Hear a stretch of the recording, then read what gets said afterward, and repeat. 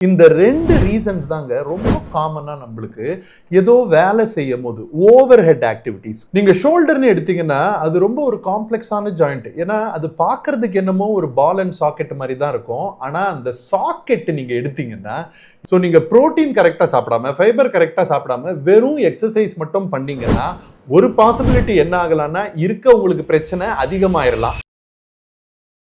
வணக்கம் guys and girls. உங்களுக்கு shoulder pain இருந்துச்சுன்னு வைங்களேன், இந்த வீடியோவை நீங்கள் கடைசி வரைக்கும் பார்க்கணும். ஏன்னா இந்த வீடியோவில் நான் commonest causes of shoulder pain, பொதுவாக எந்தெந்த காரணங்களால் ஆளுங்களுக்கு ஷோல்டர் பெயின் வருது 60 வயசை விட கம்மியாக இருக்கவங்களுக்கு, எஸ்பெஷலி 20லேருந்து 50 வயசு வரைக்கும் இருக்கவங்களுக்குன்னு நம்ம டிஸ்கஸ் பண்ண போகிறோம். அண்ட் இந்த வீடியோவில் நம்ம பார்க்க போகிறது 2 காமனான கண்டிஷன்ஸ். ஒன்று ரொட்டேட்டர் கஃப்பில் உங்களுக்கு டேர் இருக்குது, பார்ஷியல் டேர் இருக்குது, இல்லைன்னா டெண்டினைட்டிஸ் இருக்கு, அதனால என்ன நடக்குதுன்றது. ரெண்டாவது slap lesion, SLAP, superior labral anterior posterior tear. இந்த 2 ரீசன்ஸ் தாங்க ரொம்ப காமனா நம்மளுக்கு ஏதோ வேலை செய்யும் போது ஓவர் ஹெட் ஆக்டிவிட்டிஸ், கையை மேல தூக்கி ஏதாவது நம்ம பண்றோம்னா வர ப்ராப்ளம்ஸ். அண்ட் இதை பத்தி நம்ம டீடைல்டா என்ன இதுக்கு தீர்வுன்றது இந்த வீடியோல பார்க்க போறோம். என் பேரு டாக்டர் சந்தோஷ் ஜேக்கப். நான் ஒரு ஆர்த்தோபெடிக் அண்ட் ஸ்போர்ட்ஸ் சர்ஜன். இங்க தமிழ்நாடு சென்னையில தான் நான் பிராக்டிஸ் பண்றேன். அண்ட் என்னோட ஃபோக்கஸ் ஆர்த்தோபெடிக் சர்ஜரி, ஸ்போர்ட்ஸ் மெடிசனா இருந்தாலும் மெயினா நான் பார்க்கிறது லைஃப் ஸ்டைல், நியூட்ரிஷன், எக்ஸசைஸ் வச்சு எப்படி நம்ம ஆர்த்தோபெடிக் அண்ட் ஸ்போர்ட்ஸ் மெடிசன் சர்ஜரிஸை கம்மி பண்ணலாம். ஸோ இந்த வீடியோல எப்படி நீங்க இந்த கண்டிஷன்ஸை சீக்கிரமா டயக்னோஸ் பண்ணி ஏர்லி ஸ்டேஜஸ்ல என்னென்ன ட்ரீட்மெண்ட் எடுத்து சர்ஜரி அவாய்ட் பண்ணலாம் நம்ம பார்க்க போறோம். அண்ட் அது உங்களால பண்ண முடியலன்னா சர்ஜரி எந்த ஸ்டேஜ்ல பண்ணணும், என்ன சர்ஜரிஸ்னோ நம்ம டிஸ்கஸ் பண்ண போறோம். வாங்க பார்க்கலாம். நீங்க ஷோல்டர்னு எடுத்தீங்கன்னா அது ரொம்ப ஒரு காம்ப்ளெக்ஸான ஜாயிண்ட். ஏன்னா அது பார்க்கறதுக்கு என்னமோ ஒரு பால் அண்ட் சாக்கெட் மாதிரி தான் இருக்கும். ஆனா அந்த சாக்கெட் நீங்க எடுத்தீங்கன்னா இடுப்பு எலும்புல பாத்தீங்கன்னா நல்ல டீப்பான சாக்கெட்டா இருக்கும், ஆழமான சாக்கெட்டா இருக்கும். ஆனா ஷோல்டர்ல பாத்தீங்கன்னா அந்த சாக்கெட் ரொம்ப பிளாட்டான சாக்கெட். அதனாலதான் நம்மளுக்கு ஷோல்டர்ல மூவ்மெண்ட் எல்லா ரேஞ்சிலையும் வருது. நம்மளால கையை அப்படி இப்படி எல்லாம் திருப்ப முடியுது, மேல தூக்க முடியுது, சைட்ல தூக்க முடியுது, பின்னால நம்ம முதுக சொரிய முடியுது. ஆனா இந்த மூவ்மெண்ட் நம்மளுக்கு கிடைக்கிறதுனால ஷோல்டரை நம்ம கேர்ஃபுல்லா ஸ்ட்ரென்தன் பண்ணி ட்ரெயின் பண்ணி ஆரம்ப ஸ்டேஜ்லயே போய் சரி பண்ணிக்கலன்னா சில பிரச்சனைங்க வரும். ஏன்னா ஷோல்டர்ல 4 முக்கியமான தசைகள் இருக்கு. அது பேரு ரொட்டேட்டர் கஃப். அது 4 மசில்ஸ், சிட்ஸ்னு சொல்லுவோம். Supraspinatus, இன்ஃப்ராஸ்பைனேட்டஸ், டெரிஸ் minor, சப்ஸ்கேப்புலரிஸ். இந்த மசில்ஸ் என்ன பண்ணும்னா நம்ம கையெலும்பு இருக்குல்ல, அந்த கையெலும்பை நம்ம ஷோல்டர் ஜாயிண்டோட பயங்கர பக்கமா இழுத்து ஒட்டுக்கா பிடிச்சிக்கும். அண்ட் இந்த மசில்ஸ் தான் நம்ம மூவ்மெண்ட்டை கண்ட்ரோல் பண்றது. அண்ட் இந்த மசில்ஸ்க்கு ஒரு ஸ்டெபிலிட்டி கொடுக்கறதுக்கு நான் அந்த சாக்கெட் பத்தி சொன்னேன்ல, பிளாட்டா இருக்கும்னு, அந்த சாக்கெட்டோட ஆழத்தை இன்க்ரீஸ் பண்றதுக்கு ஒரு சதை இருக்கு. அந்த சதையோட பேர் தான் லேப்ரம். ஸோ அந்த rotator cuff injuries, rotator cuff டேர்ஸ்னு வரது அந்த தசைகள்ல வருது, 4 தசை சிட்ஸ்ல வருது. ஆனா ஸ்லாப் லீஷன் வரது அந்த ஷோல்டர் ஜாயிண்ட்ல இருக்க ஜவ்வுல வருது, அது பேரு லேப்ரம். ஸோ இந்த ரெண்டுத்துக்கும் காமனான காசஸ் என்ன? ஸோ ரொட்டேட்டர் கஃப்ல பிரச்சனை வருது, இல்லைன்னா ஸ்லாப் லீஷன் வருதுன்னா என்னென்ன காரணங்க? மோர் ஆர் லெஸ் ஒண்ணுதாங்க. ஃபர்ஸ்ட் காரணம்னு எடுத்தீங்கன்னா, நீங்க 40 வயசுக்கு மேல இருக்கீங்கன்னு வைங்களேன், உங்களுக்கு தேய்மானத்தினால டீஜெனரேட்டிவ் சேஞ்சஸ், நிறைய நாளா நீங்க இந்த 2 தசையும் யூஸ் பண்ணி நிறைய சின்ன சின்ன கஷ்டமான வேலை செய்யும் போது அந்த தசைகள் கொஞ்சம் கொஞ்சமா அடிபட்டு அதுங்கள தேய்மானம் வருது. ரெண்டாவது அக்யூட் இன்ஜுரி, ஏதோ நீங்க ரொம்ப ஹெவியான விஷயம் தலைக்கு மேல தூக்க வைக்க பாக்குறீங்க, அந்த டைம்ல வருது. இல்லைன்னா எக்ஸசைஸ் பண்ணும் போது வார்ம் அப் எல்லாம் பண்ணாம ஓவரா நம்ம வெயிட்ஸ் புஷ் பண்ணிடுறோம், அந்த டைம்ல வருது.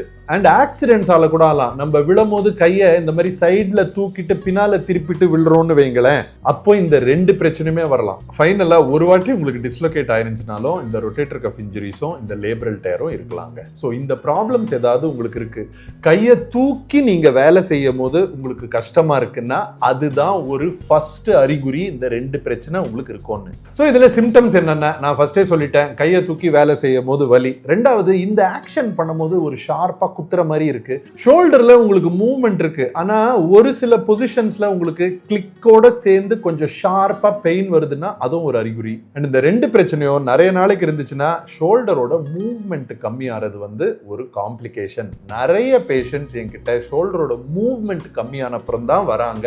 அதுக்கு முன்னால வந்தீங்கன்னா எக்ஸசைஸ் வச்சு நம்ம இந்த 2 பிரச்சனைகளையும் சரி பண்ணிடலாம். ஏன்னா அது ஏர்லி ஸ்டேஜஸ்ல இருக்கும். ஸோ இதுக்கு உங்களுக்கு கிளினிக்கலா என்னென்ன டெஸ்ட்ஸ் பண்றோம்னா ரொட்டேட்டர் கஃப் இன்ஜுரிஸ்க்கு தனியா ஒரு செட் ஆஃப் டெஸ்ட் இருக்குங்க. அதே மாதிரி ஸ்லாப் லீஷன்ஸ்க்கு தனியா ஒரு டெஸ்ட் இருக்கு. ஆனா ரிசர்ச்ல என்ன சொல்றாங்கன்னா இந்த ஷோல்டரை பொறுத்த வரைக்கும் எஸ்பெஷலி இந்த டெஸ்ட் எல்லாத்தையும் மட்டும் வச்சு நம்மளால கன்ஃபர்ம்டா ஒரு டயக்னோசிஸ்னு சொல்ல முடியாது.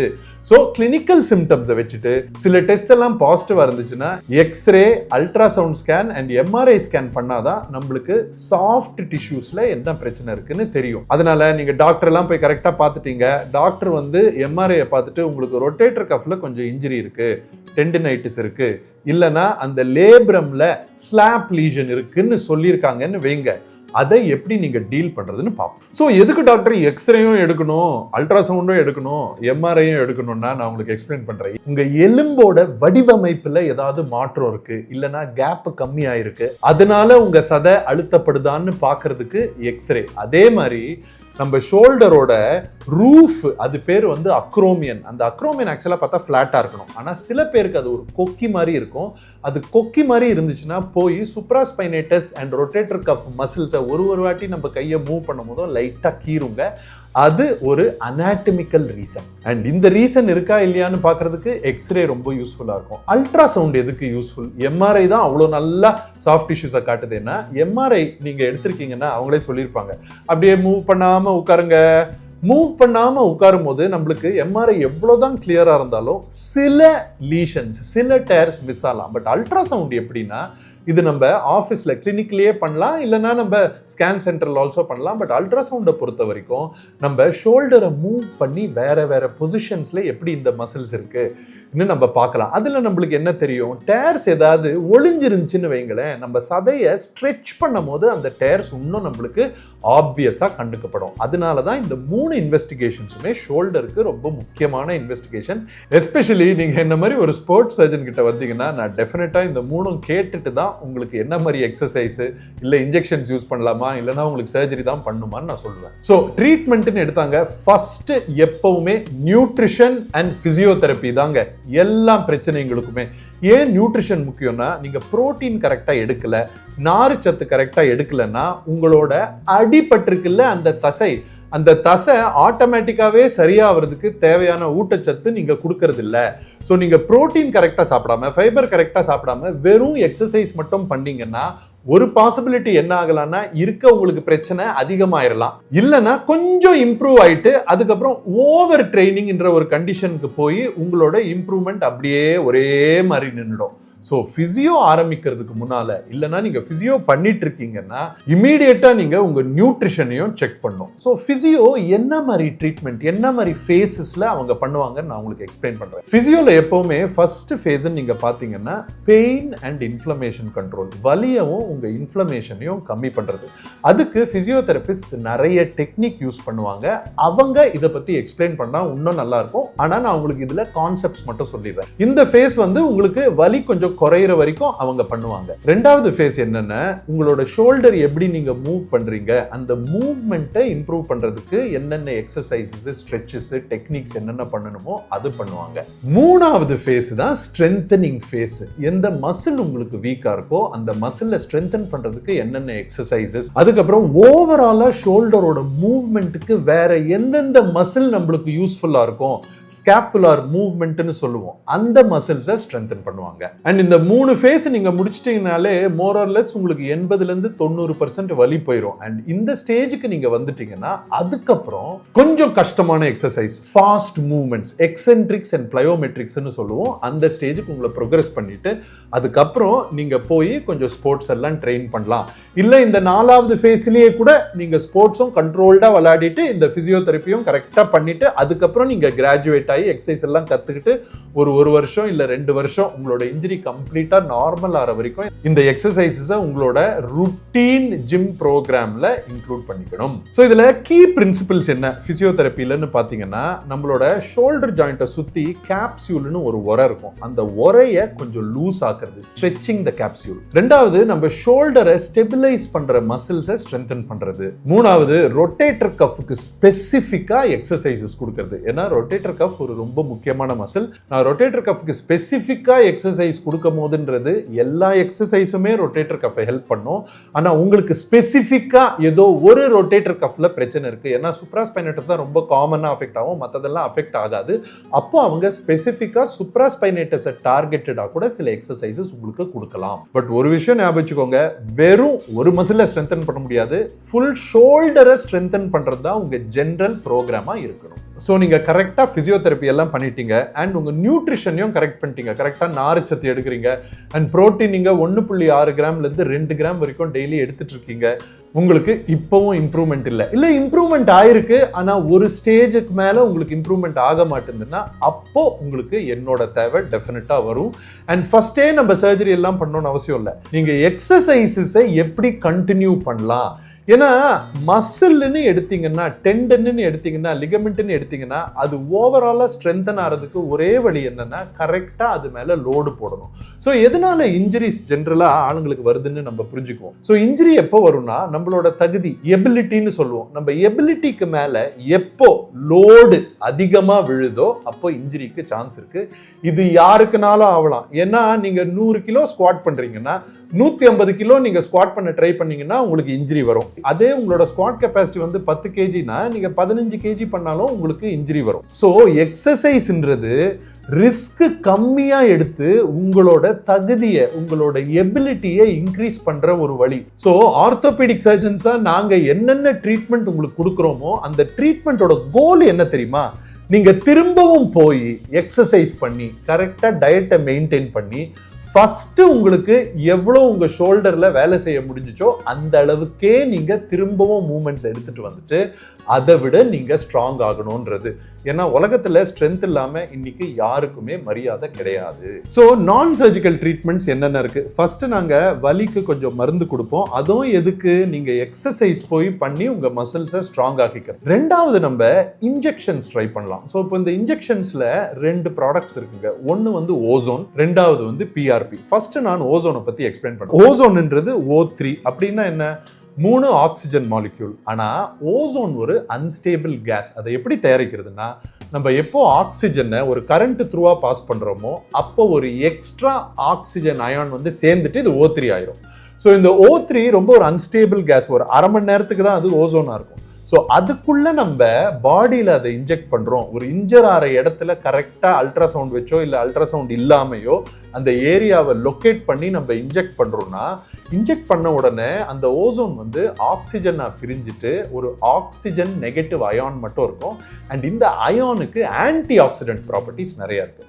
ஸோ ஆன்டி ஆக்சிடென்ட்னா ஆக்சுவலாக என்ன? ஒரு இடத்துல நிறைய டாக்ஸின்ஸ் இருக்குன்னு வைங்களேன், அந்த இடத்துல growth நடக்காது. ஏன்னா இன்ஃப்ளமேஷன் ரொம்ப அன்பேலன்ஸ்டாக இருக்கும். ஸோ இந்த ஆன்டி ஆக்சிடென்ட் என்ன பண்ணும்னா இன்ஃப்ளமேஷன் அதிகமாக்குற ப்ரோட்டீன்ஸை கம்மி பண்ணிட்டு ஹீலிங்கை இன்க்ரீஸ் பண்ற ப்ரோட்டீன்ஸை அந்த ஏரியாவுக்கு எடுத்துட்டு வரும். ஓசோன் இந்த மாதிரி தான் உங்களோட இன்ஃப்ளமேஷனை கம்மி பண்ணும். இன்ஃப்ளமேஷன் கம்மி ஆகும் போது நீங்க கரெக்டா நியூட்ரிஷன் சாப்பிட்டு எக்ஸசைஸும் பண்ணீங்கன்னு வைங்களேன், உங்க மசில் நல்லா ரெஸ்பாண்ட் ஆகும், உங்க ஜாயிண்ட் இன்னும் ஸ்ட்ராங் ஆகும் அண்ட் நீங்க இந்த பிரச்சனையிலேருந்து வெளியில வரலாம். ஓசோன் இன்ஜெக்ஷன்ஸ் நம்ம ரிப்பீட் கூட பண்ணலாங்க. ஆனா அது எத்தனை வாட்டி போடுறாங்கன்றது டாக்டர்ஸ் தான் டிசைட் பண்ணும். ஏன்னா ஒரு இன்ஜுரிக்கும் இவ்வளவு ஓசோன் போதும்னு ஒரு கால்குலேஷன் எங்களுக்கு இருக்கு. ஸோ இப்போ ஓசோன் முடிச்சிட்டோமா, அடுத்த இன்ஜெக்டபிள் என்னன்னு நீங்க பாத்தீங்கன்னா பிளேட்லெட் ரிச் பிளாஸ்மா. ஸோ இந்த பிஆர்பின்னு சொல்றோமே அதை பத்தி இன்னைக்கு நான் டீடைல்டா பேச போறேன். ஸோ பிஆர்பினா என்ன? நம்ம ரத்தத்துல நிறைய செல்ஸ் இருக்கு. அதுல முக்கியமான செல்ஸ் 3 வகையான செல்ஸ். இது நீங்க பயாலஜில நீங்க படிச்சிருப்பீங்க. ஃபர்ஸ்ட் வந்து ரெட் பிளட் செல், ஆர்பிசின்னு சொல்லுவோம். அதோட வேலை என்ன? அதுல ஹீமோகுளோபின் இருக்கு, அது ஆக்சிஜனை நம்ம பாடிக்கு எடுத்துட்டு போகும். ரெண்டாவது வந்து WBC, ஒயிட் பிளட் செல்னு சொல்லுவோம், அது இம்யூன் செல்ஸை ப்ரொடியூஸ் பண்ணும். மூணாவது தான் பிளேட்லெட்ஸ். பிளேட்லெட்ஸோட வேலை என்ன? பிளேட்லெட்ஸோட வேலை வந்து ரத்தத்தை கிளாட் பண்றது, அதுக்கப்புறம் அந்த கிளாட்டான ரத்தத்தை வச்சு அந்த இடத்த ஹீல் பண்றது. ஸோ நீங்களே யோசிச்சு பாருங்க, சின்ன வயசுல எங்கேயாவது உங்களுக்கு அடிபட்டு கட்டாயிருக்கு, ரத்தம் வந்து அங்க கட்டிருச்சுன்னா வீட்டுல நிறைய பேர் கண்டுக்க மாட்டாங்க. ஏன்னா எல்லாருக்கும் தெரியும் ரத்தம் அங்க கட்டிருச்சுன்னா கொஞ்ச நேரத்துல அது வந்து அப்படியே ப்ரௌன் ஆகும், அப்புறம் பிளாக் ஆகும், அப்புறம் ஒயிட் ஆகும், அதுக்கப்புறம் ஃபுல்லா தோல் வந்துடும். இதுதான் ப்ரோசஸ் ஆஃப் ஹீலிங். ஸோ நம்ம ரத்தத்தை உங்ககிட்ட இருந்து எடுத்து அதுல இருந்து சில டெக்னிக்ஸ் யூஸ் பண்ணி அந்த ரெட் பிளட் செல்ஸையும் ஒயிட் பிளட் செல்ஸையும் கம்ப்ளீட்டா செப்பரேட் பண்ணிட்டு பிளேட்லெட்ஸை மட்டும் உங்களுக்கு திரும்பவும் இன்ஜெக்ட் பண்றது பேர் தான் பிளேட்லெட் ரிச் பிளாஸ்மா.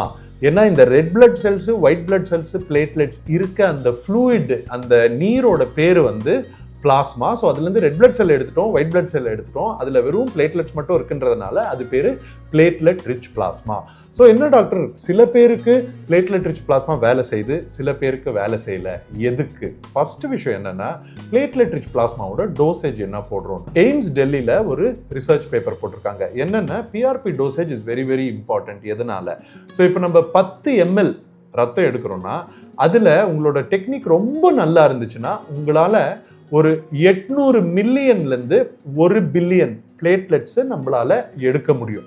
ஒரு இன்ஜுரிக்கும் ஒரு பேஷண்ட்டுக்கும் எவ்வளோ நம்ம பிளேட்லெட் டோசேஜ் போடணும்னு இன்னும் கிளியராக கைட்லைன்ஸ் எல்லாம் இல்லை. ஆனால் ஒரு ரிசர்ச் பேப்பர் எய்ம்ஸ் டெல்லியிலேருந்து என்ன சொல்லியிருக்காங்கன்னா, முட்டி வலி இருக்கு, ஆஸ்டியோ ஆர்த்தரைட்டிஸ்க்காக நம்ம பிஆர்பி யூஸ் பண்றோம், நாங்க மினிமம் 10 பில்லியன் செல்ஸ் இருக்கணுமா. 10 பில்லியன் செல்ஸ்னா 10 ml ரத்தத்துல நம்ம ஹார்வெஸ்ட் பண்ற டெக்னிக் ரொம்ப நல்லா இருந்துச்சுனாலங்க 800 மில்லியன்ல இருந்து 1 பில்லியன் செல்ஸ் வரும். ஸோ உங்க முட்டியில இருக்க ஆஸ்டியோ ஆர்த்தரைட்டிஸ் சரியாகணும்னா மினிமம் 90 ml இருந்து 110 ml ரத்தமாதி எடுத்து அதுலேருந்து பிஆர்பியை செப்பரேட் பண்ணிட்டு இன்ஜெக்ட் பண்ணாதான் ஓரளவுக்கு ரிசல்ட்ஸ் இருக்குன்னு அந்த ரிசர்ச் பேப்பர்ல போட்டிருக்கான். ஸோ நீங்க கம்மி டோசேஜ் பிஆர்பி நம்ம போடும் போது என்ன ஆகும்னா, பிஆர்பியோட ஃபுல் எஃபெக்ட் உங்களுக்கு கிடைக்காது. அண்ட் அது ஜட்ஜ் பண்றதும் கொஞ்சம் கஷ்டம். என்ன, திரும்பவும் சொல்றேன், அதுக்கு கிளியர் கைட்லைன்ஸ் கிடையாது.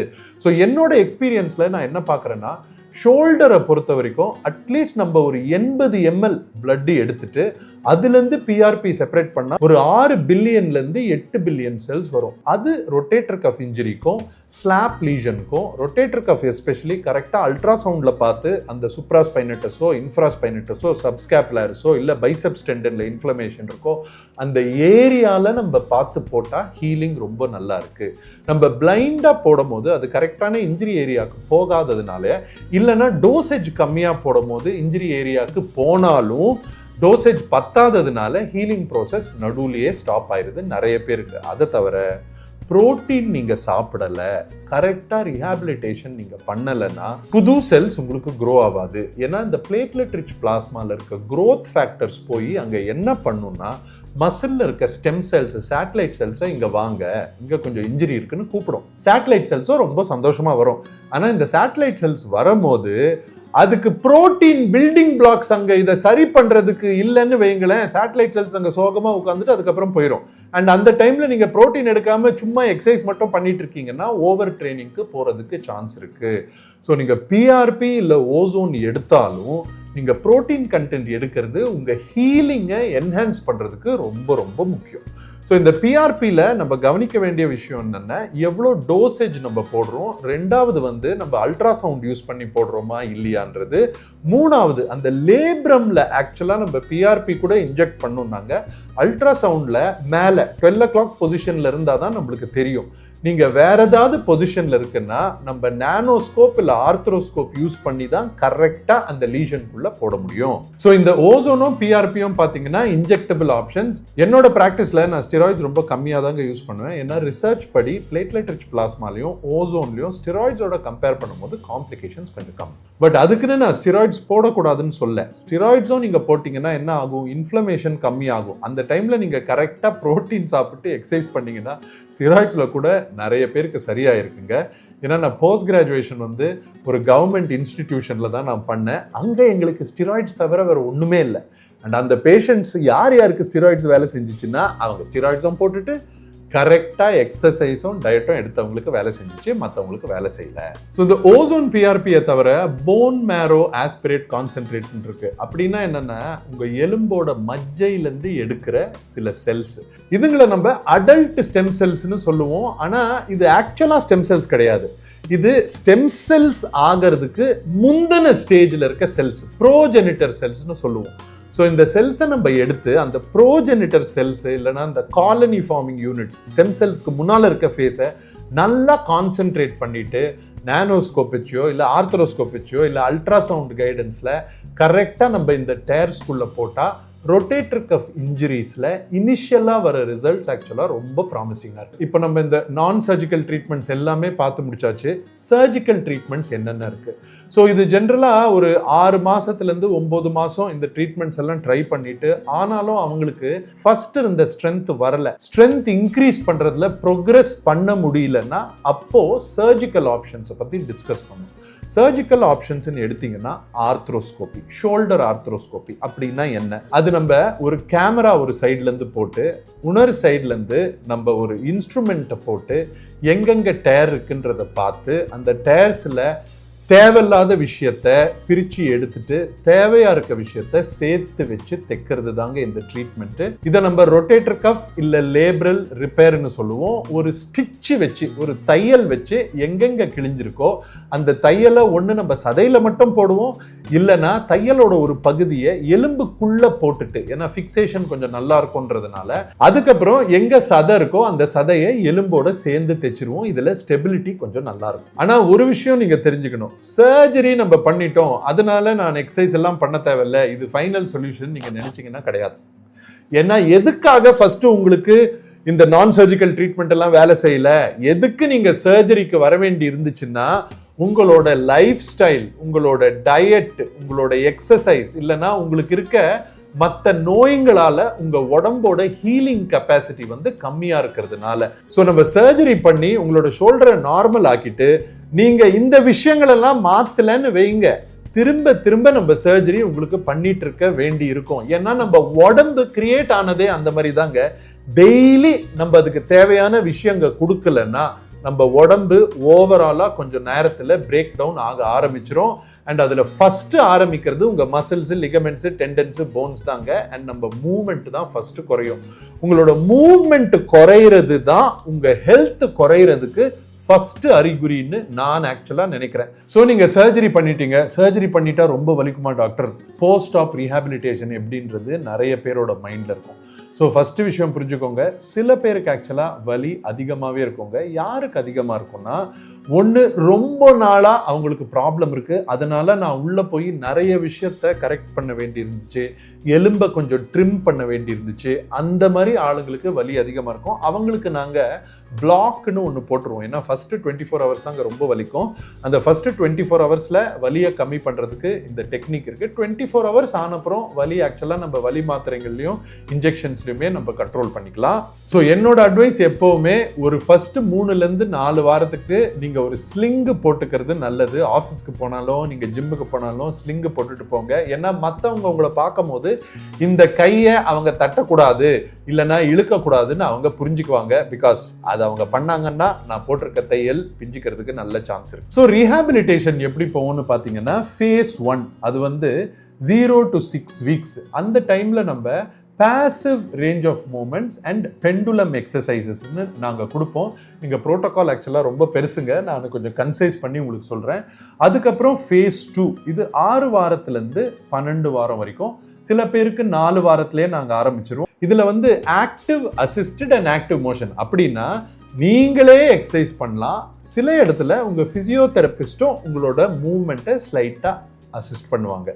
3வது ஃபேஸ் வந்து ப்ரோக்ரெசிவ் ஸ்ட்ரென்தனிங். இது எப்போ நீங்க 2வது ஃபேஸ் ஒரு 8 வாரத்திலயோ இல்ல 12 வாரத்திலயோ எப்போ நீங்க 2வது ஃபேஸ்ல இருந்து கிராஜுவேட் ஆறீங்களோ அப்போ உங்களுக்கு ப்ரோக்ரெசிவ் ஸ்ட்ரென்தனிங் எக்ஸசைசஸ் ஆரம்பிச்சிடும். அண்ட் நீங்க ஸ்ட்ரென்தனிங் எக்ஸசைஸ் சூப்பரா பண்ணிட்டீங்கன்னா உங்களை ஃபேஸ் 3ல இருந்து கிராஜுவேட் பண்ணிட்டு ஃபேஸ் 4க்கு அனுப்பிச்சிருவோம். ஃபேஸ் 4ல தான் நீங்க என்ன ஆக்டிவிட்டிஸ் பண்ணணும், நீங்க எந்த ஸ்போர்ட்ல இருக்கீங்கன்னு sport specific training and rehab நம்ம உங்களுக்கு கொடுப்போம். ஸோ சர்ஜரின்னு எடுத்தீங்கன்னா நீங்க திரும்பவும் ஸ்போர்ட்ஸ் போய் பக்காவா விளையாடுறதுக்கு எனக்கு தெரிஞ்சு 9 months ஆகுது நீங்க உங்களோட ஷோல்டருக்கு கொடுக்கணும். ஆனா 3 monthsலேருந்தே நீங்க நான் காம்படிட்டிவா இல்ல ஜிம்முக்கு போய் ஓரளவுக்கு உங்க ஷோல்டரை ஸ்ட்ரென்தன் பண்றது ஒரு கரெக்டான கைடன்ஸ் நாலேஜ் இருக்க பர்சனோட பண்ணீங்கன்னா ரொம்ப நல்லது. ஸோ திரும்பவும் ஸ்போர்ட்ஸ் விளையாடுறதுக்கும் ஜிம்முக்கு போறதுக்கு இந்த ப்ரொசீஜர் பண்ணப்புறம் என்னென்ன ப்ரிகாஷன்ஸ் நான் சொல்லிடுறேன். ஸோ நான் நான் சர்ஜிக்கல் ட்ரீட்மெண்ட் உங்களுக்கு பண்றேன்னு வைங்களேன், இதுதான் சூப்பரான அட்வான்டேஜ். எப்போ உங்களுக்கு வலி கம்மி ஆக ஆரம்பிக்குதோ அண்ட் எப்போ உங்க ஸ்ட்ரென்த் ஒரு 70 to 80% வந்துருதோ நீங்க அப்பவே ஃபேஸ் 3க்கு போய் ஸ்ட்ரென்தனிங் ஆரம்பிச்சிடலாம். அது உங்களுக்கு 7 நாள்ல வந்தாலும் 14 நாள்ல வந்தாலும் 3 வாரத்துல வந்தாலும் பிரச்சனை கிடையாது. ஏன்னா நாங்க உள்ள போய் உங்களுக்கு தையல் ஒன்றும் போடல, அந்த தையல் வந்து பிஞ்சிக்கிறதுக்கு வாய்ப்பு கிடையாது. ஆனா போஸ்ட் சர்ஜரி நான் உங்களுக்கு தையல் போட்டிருக்கேன்னா நீங்க 3 monthsக்கு ரொம்ப கேர்ஃபுல்லா இருக்கணும். அண்ட் அதோட சேர்ந்து 4 to 6 monthsல ஓரளவுக்கு ஆக்டிவிட்டிஸ் நீங்க ஆரம்பிக்கலாம். நான் சொன்ன மாதிரி கைடன்ஸ்ல நான் காம்படிட்டிவ் ஸ்போர்ட் 6 மாசத்திலிருந்து 9 மாசத்துக்கு அப்புறம் எப்போ உங்களோட கோச்சுக்கோ உங்களோட சர்ஜனுக்கோ சரி எதிர்பார்க்காத சிச்சுவேஷன்ஸ்ல கூட உங்க ஷோல்டர் வந்து ஸ்ட்ரென்த்தை மேனேஜ் பண்ணிக்கோன்ற கான்ஃபிடன்ஸ் எங்களுக்கு வருதோ உங்களுக்கு வருதோ அப்போ நாங்களே ஓகே இப்போ நீங்க காம்படிட்டிவ் ஸ்போர்ட்டுக்கு போலான்னு நாங்க சொல்லுவோம். அந்த டைம்ல போனீங்கன்னா ரீஇன்ஜரிக்கு சான்ஸ் கம்மின்னு ரிசர்ச்ல போடுறான். நிறைய என் பேஷண்ட்ஸ் சீக்கிரமா கூட போறாங்க, அவங்களுக்கு கடவுள் கிருபையில இன்னும் இன்ஜுரி எல்லாம் வரல. ஆனா என்கிட்ட நீங்க விட்டீங்கன்னு வைங்களேன், நான் என்ன தெரியுமா சொல்லுவேன், அட்லீஸ்ட் ஒரு 9 மாசம் வெயிட் பண்ணுங்கன்னு சொல்லுவேன். ஸோ இந்த சர்ஜரி முடிச்சுட்டு நீங்க ஜிம்முக்கு போறீங்கன்னா என்னென்ன ப்ரிகாஷன்ஸ் நான் சொல்லிடுறேன். ஃபர்ஸ்ட் போய் உங்களோட ஃபார்ம் வெயிட்டே இல்லாம ஒரு சிலம்பங்குச்சி வச்சு கூட யூஸ் பண்ணி ஃபர்ஸ்ட் ட்ரெயின் பண்ணுங்க. ஏன்னா உங்க மூளைக்கு அந்த ஆக்ஷன் என்னன்றது நீங்க ரிவைஸ் பண்ணணும், அது ரொம்ப முக்கியம். அதுக்கப்புறம் நீங்க ஸ்ட்ரென்த் ட்ரைனிங் ஆரம்பிக்கிறீங்கன்னா ப்ரோக்ரெசிவ் ஓவர்லோட், அந்த கம்மி வெயிட்ல செய்யறது எப்போ உங்களுக்கு கான்ஃபிடன்ஸ் வருதோ, எப்போ ஈஸியா இருக்கோ, எப்போ உங்களோட கோச் வந்து ஓகே இது நீ இப்போ பக்கா ஃபார்ம்ல பண்ற, நல்லா பிரீத் பண்ற இன்னும் சொல்றாங்களோ அப்போ கொஞ்சம் கொஞ்சமா நீங்க வெயிட்டை இன்க்ரீஸ் பண்ணணும். இது ஒரு முக்கியமான கான்செப்ட், ப்ரோக்ரெசிவ் ஓவர்லோட். மூணாவது வந்து ஷோல்டர் ஒரு தனியான ஜாயிண்ட் கிடையாது, அது உங்க அப்பர் பேக்கு, உங்க செஸ்ட், உங்க கோர் எல்லாமே சேர்ந்து தான் ஷோல்டருக்கு ஸ்ட்ரென்த் கொடுக்குதுன்னு புரிஞ்சுட்டு வெறும் ஷோல்டரை மட்டும் ஸ்ட்ரென்தன் பண்ணாம ஃபுல் பாடி ஸ்ட்ரென்தனிங்ல நீங்க கான்சென்ட்ரேட். ஸோ நான் ஏன் ரொட்டேட்டர் கஃபும் ஸ்லாப் இன்ஜுரிஸை பத்தி இவ்வளோ டீட்டெயில்டா நான் பேசுறேன்னா, நிறைய பேர் இது ஒன்றும் பிரச்சனை இல்லை ரெஸ்ட் எடுத்தா சரியாயிரும்னு விட்டுறாங்க. இல்ல எந்த இன்ஜுரியா இருந்தாலும் நீங்க அட்லீஸ்ட் உங்க நியூட்ரிஷன் புரோட்டீன் இன்டேக்கையும் உங்களோட பிசியோ கிட்ட போய் எக்ஸசைஸ் நீங்க பண்ணீங்கன்னா தான், கரெக்டான ஒரு ஷெட்யூல் போட்டு பண்ணீங்கன்னா தான் இம்ப்ரூவ் ஆகும். எதுவுமே உங்களுக்கு இப்போ நம்ம லைஃப் ஸ்டைல் அவ்வளோ ஒன்றும் நல்லா இல்லை, ஆட்டோமேட்டிக்கா எல்லாம் போய் நம்மளுக்கு நார்மலைஸ் ஆகிறதுக்கு. ஸோ ஷோல்டர்ல உங்களுக்கு ப்ராப்ளம் இருந்தா ஏர்லி கண்டிஷன்ஸ்ல இருந்தா கூட உங்க நியூட்ரிஷனையும் எக்ஸசைஸ்லயும் ஃபோக்கஸ் பண்ணுங்க. அது பண்ணிட்டு உங்களுக்கு சரியாகலை, தட் இஸ் ரெஸ்ட்ல எனக்கு ஒன்றும் வலியே இல்லைன்னா, ஏமா 90 வயசுல கூட நிறைய பேருக்கு ரெஸ்ட்ல வலி இல்லை. யங் ஏஜா இருந்துச்சுன்னா வெயிட் தூக்கும் போது எனக்கு வலி இல்லைன்னு சொல்லணும், ஃபாஸ்டா ஓடும் போது எனக்கு வலி இல்லைன்னு சொல்லணும், அதுதான் நார்மல். 70 வயசுக்கு மேலதான் நம்மளுக்கு வலியே வரணும். ஹியூமன் பீயிங்ஸ் வந்து 70 இயர்ஸ்க்கு மேலதான் ஸ்லோ டவுனே பண்ணணுமா, ஐடியல் ஹெல்த்ல ஐடியல் பாடி காம்போசிஷன்ல இருந்தா. ஸோ என்னோட அட்வைஸ் என்னன்னா, உங்களோட குவாலிட்டி ஆஃப் லைஃப் ஸ்டாண்டர்ட்ஸை இம்ப்ரூவ் பண்ணுங்க. அப்படின்னா கார் வாங்குங்க, பிஸ்னஸ் கிளாஸ்ல போங்கன்னு நான் சொல்லலை. உங்க உடம்போட பிசிக்கல் எபிலிட்டி ஸ்ட்ரென்த்துக்கு மரியாதை கொடுத்து அந்த ஸ்ட்ரென்த்தை மெயின்டைன் பண்றதுக்கு, அந்த ரேஞ்ச் ஆஃப் மோஷனை மெயின்டைன் பண்றதுக்கு என்னென்ன உங்களால ஸ்டெப்ஸ் எடுக்க முடியுமோ அது எவ்வளோ சீக்கிரம் முடியுமோ தயவு செஞ்சு எடுங்க. அண்ட் இந்த வீடியோ உங்களுக்கு யூஸ்ஃபுல்லாக இருந்துச்சுன்னா தயவு செஞ்சு சப்ஸ்கிரைப் பண்ணுங்க. And also like button press பண்ணுங்க. அண்ட் உங்க ஃப்ரெண்ட்ஸ் யாராவது ஷோல்டர் பெயின்ல ஸ்ட்ரகிள் பண்ணிட்டு இருக்காங்க, அவங்களுக்கு ரொட்டேட்டர் கஃப் இன்ஜுரி இருக்கு, இல்ல ஸ்லாப் லீஷன் இருக்குன்னு உங்களுக்கு தெரியும், இல்லைன்னா ஏதோ பிரச்சனை இருக்குன்னு உங்களுக்கு தெரியும்னா அவங்களுக்கு இந்த வீடியோவை ஃபார்வர்ட் பண்ணுங்க. ஸோ தட் அவங்களும் ஷோல்டரை பத்தி சில விஷயங்கள் கத்துக்கணும். அடுத்த வீடியோல திரும்பி பார்ப்போம். ஆமா, நானும் அந்த 144 days எக்ஸசைஸ் சேலஞ்ச் பண்ணலான்னு ஆரம்பித்தேன். ஆனால் என்னோட ஃபெயிலியர் அது. ஏன்னா என்னோட டைமை என்னால் கரெக்டாக மேனேஜே பண்ண முடியல. நான் இப்போ தான் என்னென்ன வேலைங்க அன்னெசரியாக நான் பண்ணிட்டு இருக்கேனோ அதை ஒன்றா கட் பண்ணிட்டு இப்போ வெறும் 9 மணி நேரம் பேஷண்ட்ஸை பார்க்கறது, ப்ராக்டிஸ் பண்ணுறது, அண்ட் 2 மணி நேரம் கண்டென்ட்டுக்காக படிக்கிறது, ஆர்த்தோபீடிக்ஸை படிக்கிறது, அண்ட் 1 மணி நேரம் ஷூட்டிங்க்கு. ஸோ இந்த 2 விஷயம் மட்டும்தாங்க நான் இப்போ பண்ணிட்டு இருக்கேன். ஸோ இது எனக்கு சக்ஸஸ்ஃபுல் ஆச்சுன்னா உங்களுக்கு ரெகுலராக வாரத்துக்கு 2 வீடியோவாவது வரும்னு நான் நினைக்கிறேன். நீங்களே பார்க்க தானே போறீங்க. ஓகே பாய், என்னை விட்டா நான் பேசிட்டே இருப்பேன். See you guys, Tata.